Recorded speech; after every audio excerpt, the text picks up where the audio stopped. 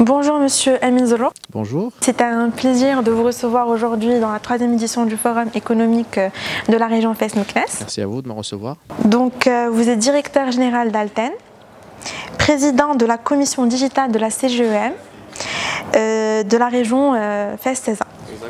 Donc ma première question serait, quelles sont vos premières impressions aujourd'hui dans la 3e édition du Forum économique de la région Fès-Meknès? Écoutez, je suis ravi, voire même heureux d'assister à un événement de cette envergure dans ma ville natale, ma ville et ma région. Donc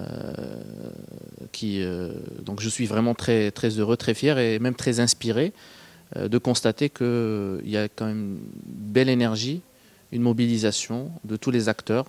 C'est un événement qui a su fédérer un certain nombre d'acteurs autour d'une thématique commune qui est comment développer cette région de Fès-Meknès.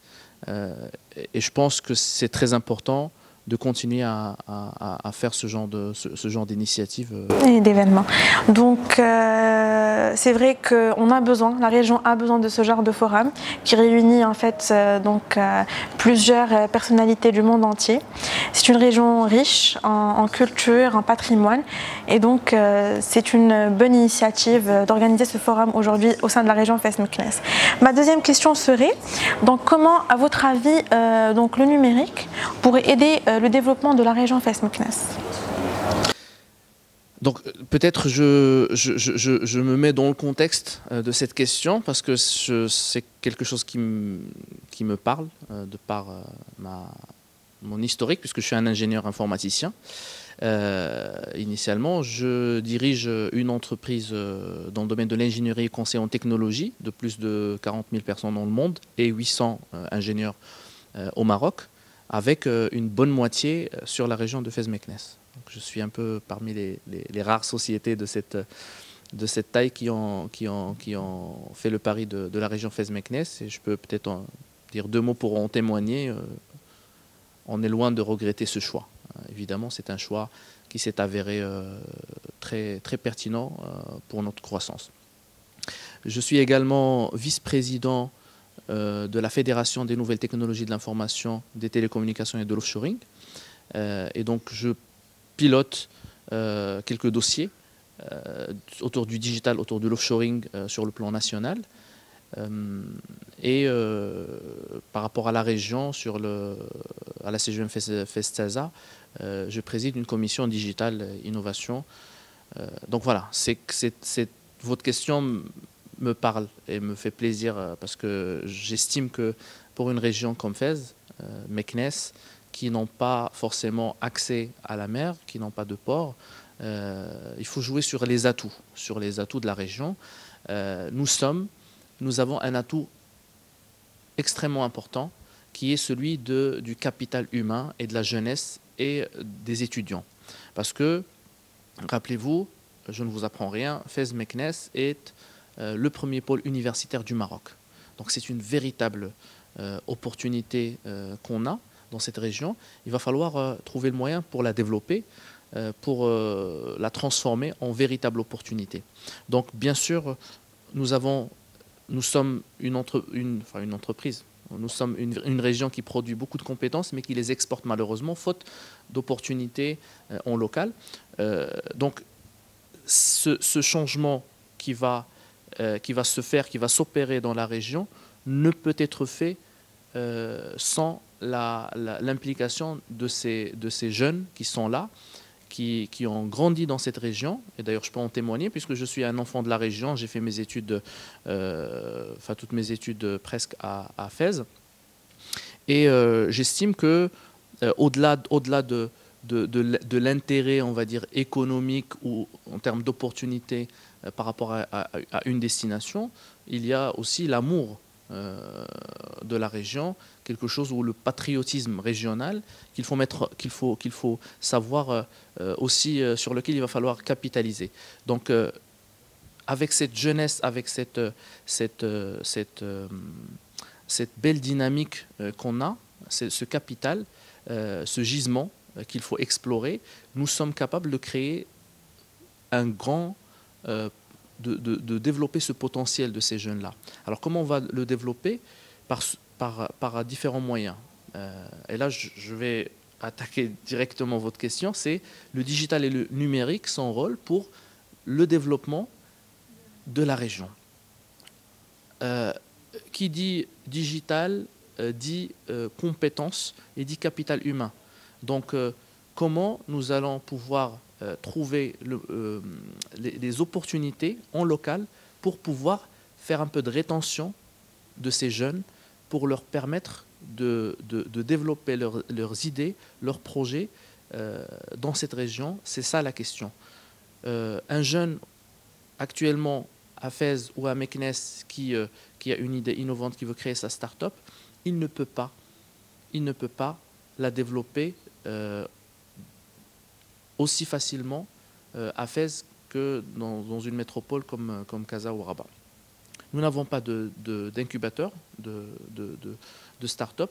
Nos entreprises, on a ce qu'on appelle les cités de l'innovation, mais aujourd'hui, j'estime que la vitesse n'est pas la bonne parce qu'un jeune qui a 23 ans, 24 ans, qui a une idée, qui veut la développer, il a besoin de rapidité, il a besoin de réactivité, il a besoin vraiment de temps réel. Il n'a pas envie d'attendre les démarches de l'administration. Il ne peut pas suivre le rythme de notre administration. C'est notre administration qui doit s'adapter à ses besoins. Donc, clairement, pour récapituler tous mes propos, il faut encourager l'entrepreneuriat auprès des jeunes. Il faut initier des projets, notamment sur la Smart Cities, parce que je pense que la région peut créer des opportunités pour ces jeunes-là, pour servir la région et pour leur permettre de rester dans la région. Il faut développer aussi la relation avec les... En fait, il faut robustifier les universités pour pouvoir accompagner. D'ailleurs, il y a un statut d'étudiant-entrepreneur qui n'a pas été opérationnalisé à Fès. Je ne comprends pas pourquoi. Donc, tout ce qui tourne autour de l'entrepreneuriat et la recherche appliquée au sein des universités. Je pense que ces trois leviers, si on arrive à les faire avancer d'une manière cohérente et parallèle, j'estime que nous pouvons vraiment et sérieusement penser que Fès Meknès est la Silicon Valley du Maroc de demain. On l'espère bien. Donc, vous avez parlé de jeunesse tout à l'heure. Donc, quel serait le message que vous pouvez transmettre donc, aux jeunes d'aujourd'hui qui vont être leaders de demain? Parce que comme vous savez, aujourd'hui, lors de la 3e édition du forum, donc on met les jeunes au centre de notre préoccupation. Alors déjà, il y a un premier ingrédient qui est la confiance. Alors déjà, la confiance, plusieurs niveaux. On se fait confiance à nous-mêmes. Enfin, je dis nous, je me mets à la place d'un jeune créateur d'entreprise. Je fais confiance à ma région, je fais confiance à mon pays et je fais confiance à l'avenir. Et croyez-moi, quand on est jeune, on a cette belle qualité de ne pas beaucoup se focaliser sur les obstacles. Ce côté, sans l'aspect péjoratif, ce côté de naïveté. Cette naïveté qui nous empêche de nous focaliser sur l'obstacle et de regarder au-delà de l'obstacle. Donc, ayant déjà confiance sur ces différents niveaux, ça c'est le premier ingrédient. Deux, juste oser rêver. Oser rêver et de dire ok, c'est pas parce que je suis né au Maroc dans un pays qui est moins développé que les autres que mon idée est moins bonne que ailleurs. Parce qu'il y a beaucoup il y a des jeunes au MIT qui ont des idées pas extraordinaires, on va dire ça comme ça, mais ils pensent qu'ils sont l'élite du monde et ils vont poursuivre leur idée jusqu'au bout et ils vont finir par réussir et créer des licornes et des grandes entreprises. Alors que peut-être un jeune Marocain qui est quand je parle de Fès Meknès, déjà il y a la ville, mais il y a aussi le monde rural autour, des gens qui ont des idées extraordinaires mais qui n'ont pas le courage de la développer ils se disent, de toute façon, les Japonais ou les Américains ont forcément eu cette idée avant, et c'est pas moi, au milieu de nulle part, qui va pouvoir changer le monde. Donc oui, nous devons encourager nos jeunes, leur donner de l'impulsion, leur chercher des inspirations, des modèles qui ont réussi, parce qu'on a tendance à regarder que les choses qui ne réussissent pas. Il y a beaucoup de modèles qui ont vraiment réussi. Il y a des jeunes qui ont créé leur entreprise et qui se sont développés dans leur région et qui ont pu pérenniser leur activité, créer de l'emploi et créer de la valeur. Donc ça, c'est le deuxième ingrédient. C'est vraiment oser rêver et rêver grand, ne pas être modeste dans son rêve, parce qu'effectivement, c'est pas le but. Et puis peut-être l'autre ingrédient, parce que ce qui nous empêche, peut-être jeunes, d'aller vers l'entrepreneuriat et de prendre des risques, c'est le sentiment d'insécurité. Alors ça, c'est une problématique peut-être plus large que ce qu'on est en train de dire, mais un jeune, il va toujours, peut-être avec la pression de leurs parents, de son entourage, il va avoir tendance à choisir un côté sécurisant, à savoir la fonction publique, par exemple. Bien sûr, on a besoin des gens dans la fonction publique, mais il ne faut pas faire la fonction publique juste parce qu'on a peur de nous lancer ailleurs. Donc tout le monde cherche la stabilité, cherche la tranquillité. Alors peut-être même une culture, et là d'ailleurs il y a quelque part, moi je qualifierais de crise de valeurs. C'est la valeur, déjà, il y a des valeurs humaines, mais aussi des valeurs par rapport au travail, c'est-à-dire le gain facile, l'opportunité, l'opportunisme. On cherche, il y a une certaine culture qui se développe de plus en plus autour de la culture du mérite, de la culture du travail. Donc les gens cherchent toujours le hamza, cherchent toujours un gain facile. Donc il y a aussi un travail à faire au niveau de nos écoles pour pousser des gens à avoir cet état d'esprit de winner, de mérite, et de dire voilà, moi je dois, pour gagner ma vie, je dois le mériter, et si je le fais l'effort, je vais finir par y arriver, et montrer des exemples. Et ça se construit depuis le jeune âge. En fait. Exactement. Alors peut-être pour revenir au numérique, parce que pour moi franchement c'est lié, parce qu'on n'a pas de champions nationaux pour faire de tout ce qui est numérique. Il nous faut des prestataires de technologie. Là je prends l'exemple et je vais finir par ça. Nous sommes en train de développer un méga projet à l'université euroméditerranéenne de Fès autour de l'industrie 4.0.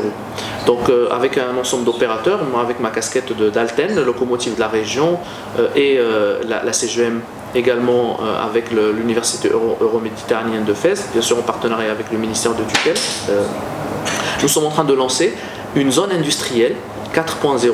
Ça veut dire quoi? Ça veut dire qu'on a une zone qui va héberger d'un côté les smart factories, des usines du futur. Enfin, du futur, ça c'est le terme français, mais ce sont les usines d'aujourd'hui, c'est le 4.0 d'un côté. Et de l'autre côté, on a des startups innovantes autour de technologies de l'industrie 4.0.